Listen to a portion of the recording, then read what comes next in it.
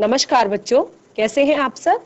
आशा करती हूँ आप सभी अच्छे होंगे, स्वस्थ होंगे, खुश होंगे और अपनी पढ़ाई भी अच्छे से कर रहे होंगे। तो जैसा कि आप सभी जानते हैं, मैं हूँ आपकी हिंदी की अध्यापिका और मैं स्वागत करती हूँ आप सभी का आईसीटी वर्चुअल क्लासरूम में।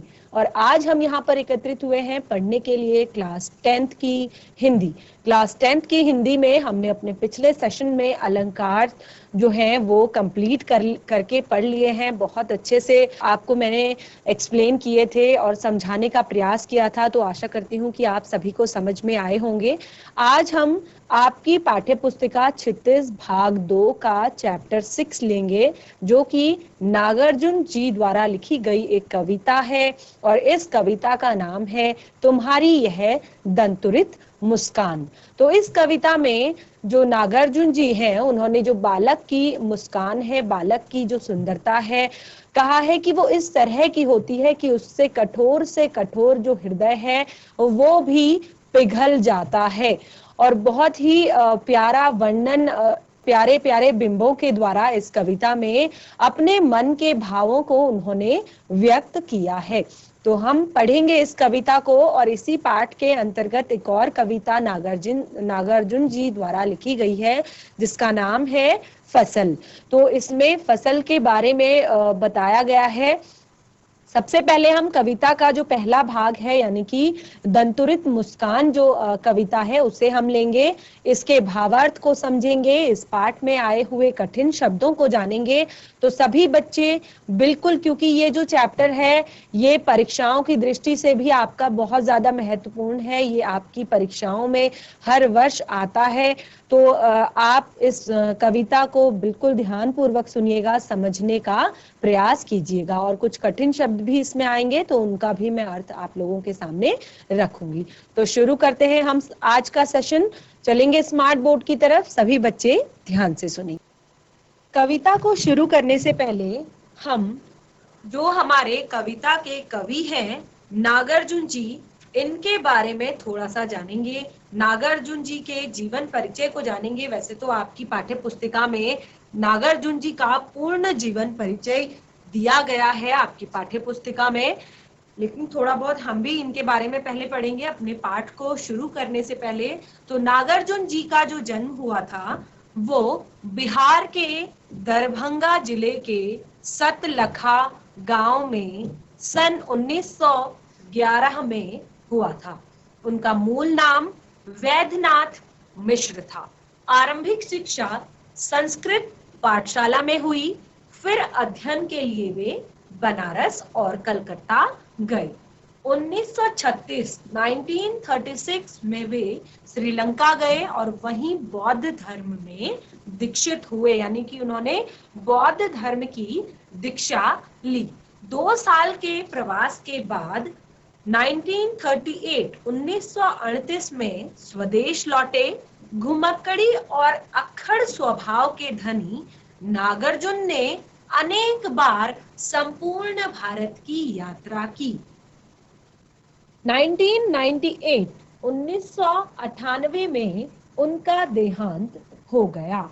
नागार्जुन की प्रमुख काव्य कृतियां हैं युगधारा, सतरंगे, पंखों वाला, हजार हजार बाहों वाली, तुमने कहा था, पुरानी जूतियों का कोरस, आखिर ऐसा क्या कह दिया मैंने, मैं मिलिट्री का बूढ़ा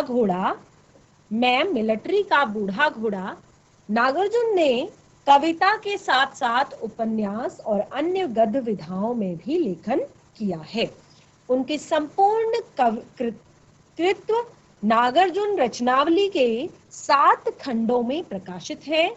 साहित्य योगदान के लिए उन्हें अनेक पुरस्कारों से सम्मानित किया गया, जिनमें प्रमुख है हिंदी अकादमी, दिल्ली का शिखर सम्मान, उत्तर प्रदेश का भारत भारती पुरस्कार एवं बिहार का राजेंद्र प्रसाद पुरस्कार। मैथिली भाषा में कविता के लिए उन्हें साहित्य अकादमी पुरस्कार भी प्रदान किया गया है। तो इस तरह का हमने छोटा सा एक जीवन परिचय नागार्जुन जी का पढ़ा, और आपने जाना कि नागार्जुन जी का जो जन्म हुआ था वो बिहार के दरभंगा जिले में हुआ था 1911 यानी कि 1911 में, और उनका देहांत 1998 यानी कि 1998 में हो गया था। और इस तरह उन्होंने बौद्ध धर्म की शिक्षा ली थी श्रीलंका जब वो गए थे। तो ये हमने छोटा सा जीवन परिचय नागार्जुन जी का पढ़ा। बाकी बहुत सारी चीजें उनके जीवन परिचय में हैं, वो आप अपनी पाठ्य पुस्तिका से पढ़ सकते हैं। तो हम शुरू करेंगे चैप्टर तुम्हारी यह दंतुरित मुस्कान। तो दंतुरित मुस्कान यानी कि जो बच्चों की छोटे बच्चों की जो मुस्कान होती है, आपने देखा होगा छोटे बच्चे जब मुस्कुराते हैं, उनके छोटे छोटे से दांत, प्यारे प्यारे से दांत कितने प्यारे लगते हैं, और कितनी सुंदर वो उनकी मुस्कान लगती है जब छोटे बच्चे मुस्कुराते हैं। तो उन्हीं की मुस्कान का, उन्हीं के बारे में यहाँ पर एक छोटे बच्चे की मुस्कान को देखकर कवि के मन में जो भाव उमड़ रहे हैं, कि जो उन्होंने देखा कि एक छोटे बच्चे को देखा, और जब वो मुस्कुरा रहा था, उसके अभी छोटे छोटे दांत निकले हुए हैं, वो पूर्ण तरह से विकसित भी नहीं है, छोटे छोटे से दांत हैं, और ऐसी मुस्कान को देखकर, ऐसी मनमोहक और मनोहारी मुस्कान को देखकर कवि के मन में जो भाव उमड़ रहे हैं, उन्हीं भावों को कवि ने इस कविता में अनेक बिंबों के माध्यम से प्रकट किया है, यानी कि अनेक चीजों के साथ उनकी तुलना की है, अनेक बिंब दर्शाए हैं। और उन्होंने जो कवि का यहाँ पर मानना है, यानी कि यहाँ पर नागार्जुन जी का मानना है कि ये जो सुंदरता है, बालक की ये जो सुंदरता है, ये एक जीवन का संदेश यहाँ पर देती है। क्या कहा है यहाँ पर कि तुम्हारी यह दंतुरित मुस्कान मृतक में भी डाल देगी जान। तो ये जो पंक्ति है ये हमें बताती है कि यहाँ पर कवि ने बालक की सुंदरता को किसका संदेश बताया है, जीवन का संदेश बताया है, यानी कि ये मनुष्य को जीवित कर देता है। यानी कि मृतक कोई निराश व्यक्ति है, कोई ऐसा व्यक्ति जो बिल्कुल अपना आशाहीन हो चुका है, तो ऐसे व्यक्ति में भी एक नई आशा, एक नया उत्साह जीवन के प्रति जगाती है बालक की ऐसी जो मनमोहक मुस्कान है, ऐसी जो मनमोहक छटा है। और क्या कहा है कि जो उन कठोर मन है, इस जो बालक में व्याप्त जो सुंदरता है, बालक की जो मुस्कान है उसमें व्याप्त जो सुंदरता है, वो कठोर से कठोर मन को भी पिघला देती है। क्या कहते हैं कवि, तुम्हारी यह दंतुरित मुस्कान मृतक में भी डाल देगी जान, धूली धूसर तुम्हारे ये गात, छोड़कर तालाब मेरी झोपड़ी में खिल रहे जलजात। यहाँ पर कवि बता रहे हैं कि तुम्हारी ये जो दंतुरित मुस्कान है, तुम्हारी ये जो प्यारी सी मुस्कान है, ये मृतक में भी जान डाल देने का काम करती है। यानी कि मृत व्यक्ति, ये जो तुम्हारे नन्हे नन्हे निकले हुए दांतों की जो मुस्कान है, वो इतनी ज्यादा सुंदर है, इतनी ज्यादा प्यारी है कि ये मृत व्यक्ति में भी जान डाल देती है। इनके कहने का आश्रय है कि यदि कोई निराश है, उदास है और बेजान व्यक्ति है, तो वो अगर तुम्हारी इस मुस्कान को देख लेगा तो उसका मन भी एक बार के लिए प्रसन्नता से खिल उठेगा, और उसके मन में भी इस दुनिया के प्रति आकर्षण जाग उठेगा। और क्या कहते हैं, धूली धूसर तुम्हारे ये गात, धूली धूसर, धूली धूसर धूल से भरे हुए, धूली धूसर यानी कि तुम्हारी जो अंग पर, क्योंकि छोटे बच्चे क्या होते हैं, वो घुटनों से चलते हैं, मिट्टी पर चलते हैं, जमीन पर चलते हैं, तो अक्सर उनके जो उनका शरीर होता है उस पर धूल मिट्टी लगी होती है। तो धूली धूसर गात का अर्थ है धूल मिट्टी से सने हुए अंग प्रत्यंग, यानी कि तुम्हारे जो धूल से सने हुए तुम्हारे ये अंग हैं, ये किस तरह के प्रतीत हो रहे हैं, ये ऐसे लग रहे हैं मानो जो कमल का पुष्प है वो तालाब को छोड़कर आज मेरे घर में खिल रहा हो, मेरे झोपड़े में खिल रहा हो, धूली धूसर तुम्हारे ये गात, छोड़कर तालाब मेरी झोपड़ी में खिल रहे जलजात। जलजात का अर्थ होता है कमल, जलजात का गात का अर्थ होता है शरीर, जलजात का अर्थ होता है कमल। तो इस तरह जो यहाँ पर तुम्हारे ये धूल से सने हुए जो सना हुआ जो ये शरीर है, ये इस प्रकार का प्रतीत हो रहा है मानो कमल जो है वो जल को छोड़कर, तालाब को छोड़कर आज मेरी झोपड़ी में खिल गया हो। परस पाकर तुम्हारा ही प्राण, पिघल कर जल बन गया हो कठिन पाषाण। अब यहाँ पर अगली पंक्ति में कहते हैं कि यहाँ पर परस पाकर तुम्हारा ही प्राण, परस यानी कि स्पर्श, तुम्हारा जो स्पर्श है उसको पाकर पिघल कर जल बन गया हो पाषाण।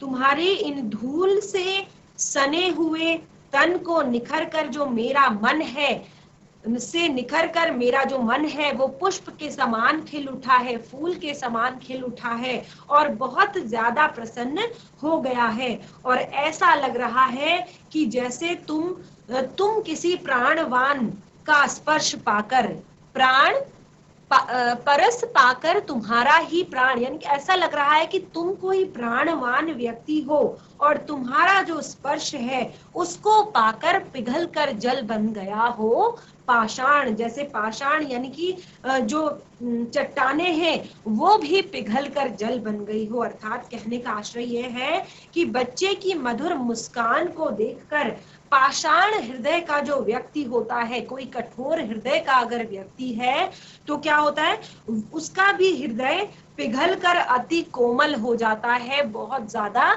मुलायम हो जाता है, बहुत ज्यादा दया से प्रेम से भर जाता है। कभी देखा जब हम बहुत ज्यादा अपने स्ट्रेस में होते हैं, हमें काम होता है, हम बहुत बिजी होते हैं, लेकिन अगर छोटा बच्चा हमारे पास आ जाए मुस्कुराते हुए तो हम उसके साथ खेलने लगते हैं, हम उसके साथ मुस्कुराने लगते हैं। हम उतनी देर के लिए ही भले ही अपनी सारी चिंताएं, अपनी सारी प्रॉब्लम्स, अपनी सारी टेंशन जो होती है वो भूल जाते हैं, क्योंकि हम जब उस बच्चे की जो मनोहारी मुस्कान है, क्योंकि उसके मन में अभी कोई कपट नहीं है, निश्चल मुस्कान है वो, कोई छल नहीं है, कोई उसको दुख नहीं है, वो तो भगवान का रूप उस समय पे है। और जब हमारी नजर उस पर पड़ती है और हम सारे अपनी समस्याएं, परेशानियां भूल कर उसके साथ 1 मिनट के लिए ही सही हम उसके साथ मुस्कुरा उठते हैं, उसे देखते ही हमारे मन में मानो जो हमारा जो हृदय अभी तक अपनी ही चिंताओं में डूबा हुआ था वो 1 मिनट के लिए बिल्कुल प्रसन्न हो उठता है, खिल उठता है।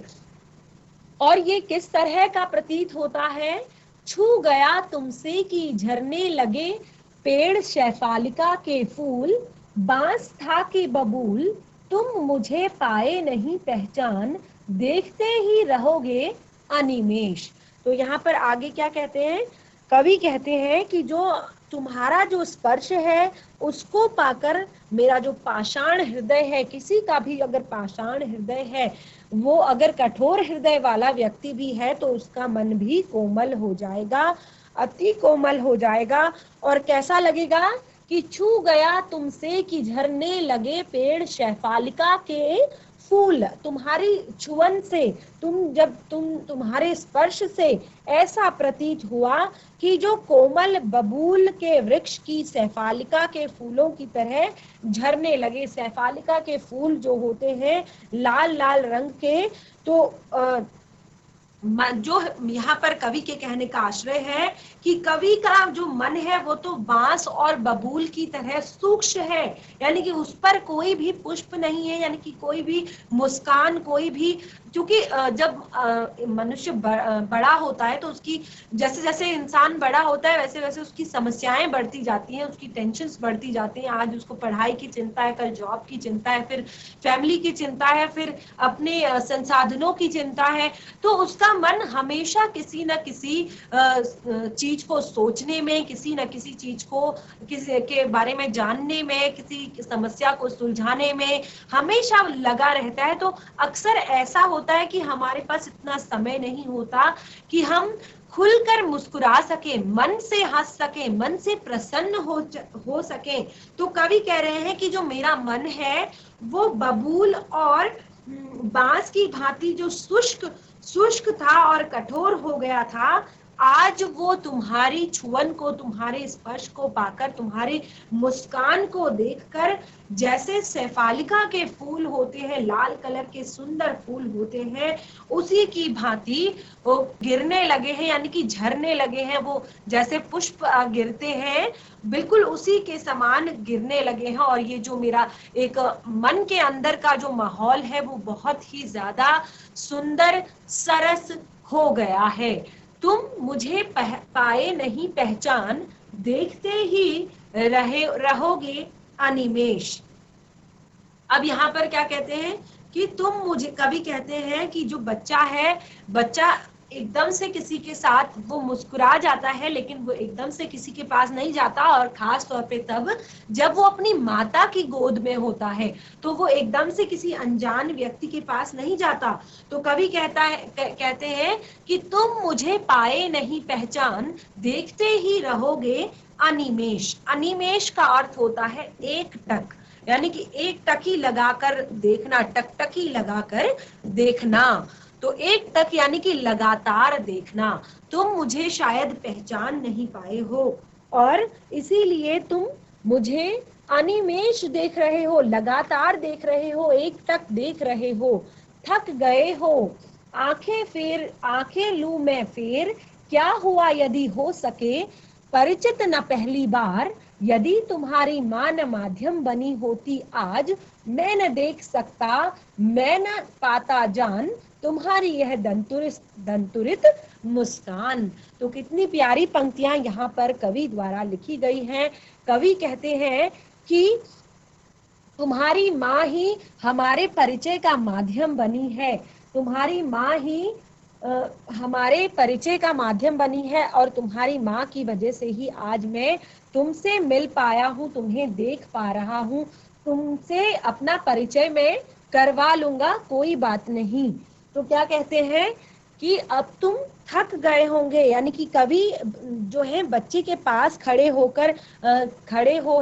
हैं और वो बच्चे को देख रहे हैं। तो कहते हैं कि तुम मुझे लगातार देख रहे हो और तुम देखते देखते थक गए हो, और क्यों ना अब मैं आंखें फेर लूं, इसीलिए लो मैं ही तुम पर से अपनी नजरें फेर लेता हूं, मैं ही तुम पर से अपनी आंखें फेर लेता हूं, क्योंकि तुम मुझे पहली बार देख रहे हो, है ना। क्या हुआ यदि हो सके न परिचित पहली बार, क्योंकि तुम तो मुझे पहली बार देख रहे हो, और इसीलिए क्या होता है कि जिसे हम पहली बार देखते हैं तो हम उसे नहीं पहचानते, क्योंकि हमारा परिचय तो किसी भी व्यक्ति से धीरे धीरे ही होता है। तो पहली बार में हम किसी को नहीं जानते। तो यहाँ पर कभी भी बच्चे से यही कह रहे हैं कि तुम मुझे बहुत देर से देख रहे हो, एक तक देख रहे हो, तो शायद तुम थक गए होंगे, तो क्यों ना मैं ही अपनी नजरें फेर लूं, क्योंकि तुम शायद मुझे पहचान नहीं पाए हो। और ये बात बिल्कुल स्वाभाविक है कि पहली बार में कोई भी व्यक्ति किसी को नहीं पहचानता है।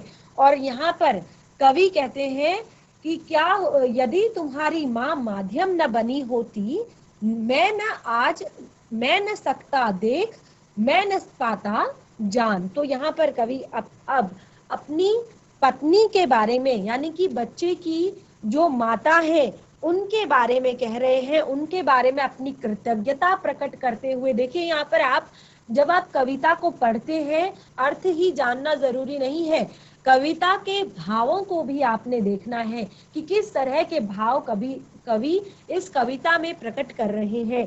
तो यहाँ पर कवि अपनी पत्नी यानी कि बच्चे की माँ के प्रति अपनी कृतज्ञता प्रकट कर रहे हैं, क्योंकि कहते हैं कि तुम्हारी ही माँ, अगर तुम्हारी माता माध्यम न बनी होती तो आज मैं तुम्हें देख नहीं पाता, और न मैं पाता जान, यानी कि ना ही मैं इस बात को जान पाता, और तुम्हारी यह दंतुरित मुस्कान, और अब तुम्हारी इस सुंदर दंतुरित मुस्कान को मैं नहीं देख पाता। और आगे क्या कहते हैं, धन्य तुम माँ भी तुम्हारी धन्य, यानी कि तुम भी इस बात के लिए तुम भी धन्य हो और तुम्हारी माता भी धन्य है।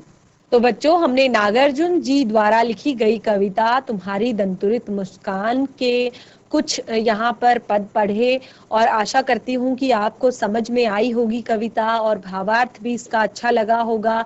तो इस कविता का अभी जो कुछ शेष भाग है उसे हम अपने नेक्स्ट सेशन में पढ़ेंगे। आज हमने जितना भी पढ़ा, आप इसको कविता को घर में अपनी कॉपी में लिखिए और इसका भावार्थ लिखने का प्रयास कीजिए। तो आज का सेशन हमारा यहीं पे समाप्त होता है। इस पाठ से जुड़ी हुई कविता का शेष भाग हम अपने नेक्स्ट सेशन में पढ़ेंगे। तब तक के लिए धन्यवाद। आपका दिन शुभ हो।